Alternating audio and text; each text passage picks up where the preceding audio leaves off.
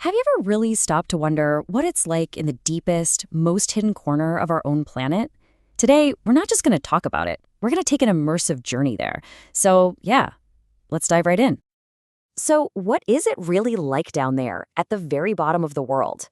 We're talking about a place of absolutely crushing pressure, total, unending darkness, and these ghost-like creatures. Let's just imagine for a second that it's you. You're the one making the trip. And this is our destination, almost 11 kilometers straight down. To really get your head around that, picture Mount Everest and then flip it upside down. That's how deep we're going, right to the bottom of the Mariana Trench. Okay, so our journey starts right here on a research ship bobbing around in the Pacific Ocean, floating directly above the deepest stretch of water on the entire planet. This exact spot has a name, the Challenger Deep.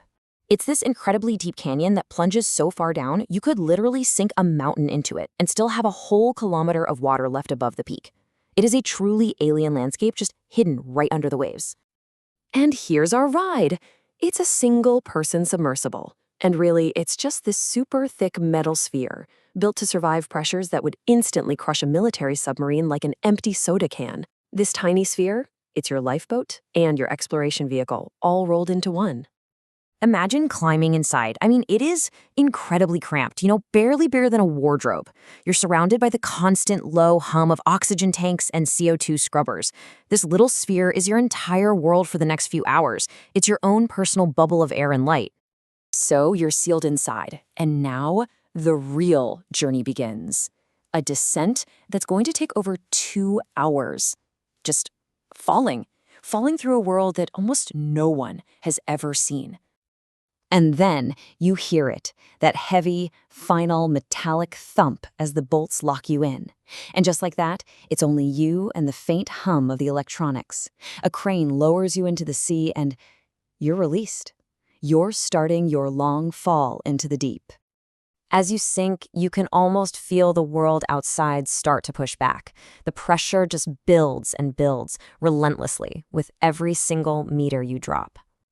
At just 100 meters down, think about the length of a football field. The pressure outside is already 10 times what it is at sea level. That's kind of like having a small car pressing down on every single square inch of the hull. And believe me, this is just the very beginning of the squeeze. Going deeper.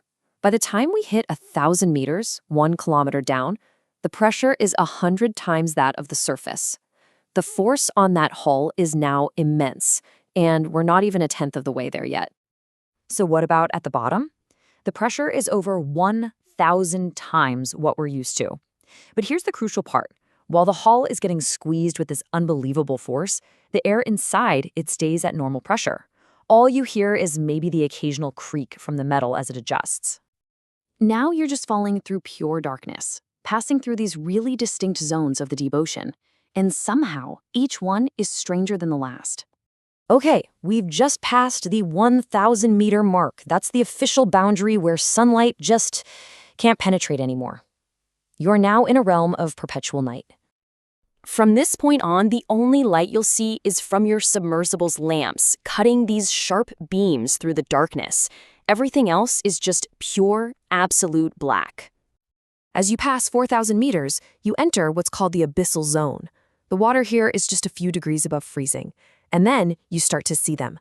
These faint little flashes outside, like tiny blue-green fireflies in the dark. That's bioluminescent life. Organisms creating their own light in the endless night. Your lights also start to pick up what looks like a constant, gentle blizzard outside.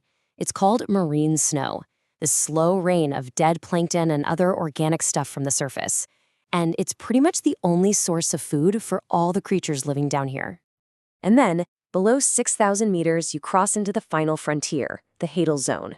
It's named after Hades, the underworld. The name pretty much says it all, right? The pressure is now so extreme that every single square centimeter of your hull is being squeezed with tons of force. After more than 2 hours of just falling, your sonar finally picks up the seafloor. You slow your descent, and with a soft little bump, you land. You've arrived. So you switch on the main lights, and what do you see? Not some jagged, scary canyon, but something totally unexpected. It's a flat, endless plain of pale, fine mud. It's like a cold, silent desert at the bottom of the world, shaped by millions of years of sediment just slowly drifting down. But here's the thing, it isn't lifeless. Your lights suddenly reveal these small, shrimp-like creatures called amphipods, darting all over the place. Ghostly sea cucumbers are crawling slowly across the mud. And you can see these little tracks and burrows, which is just proof that life has found a way to survive even here, in this crushing, dark world.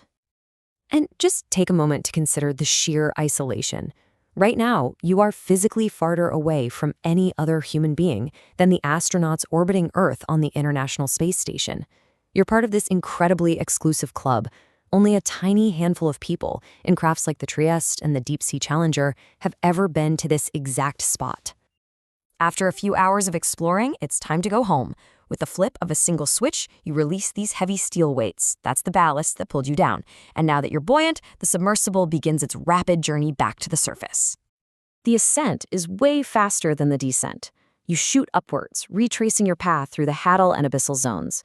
And then, after hours in total darkness, you finally see it, a faint blue haze returning to your window. Soon, you're back in sunlit water. And then you just pop right through the surface, back into the daylight and the world you left behind.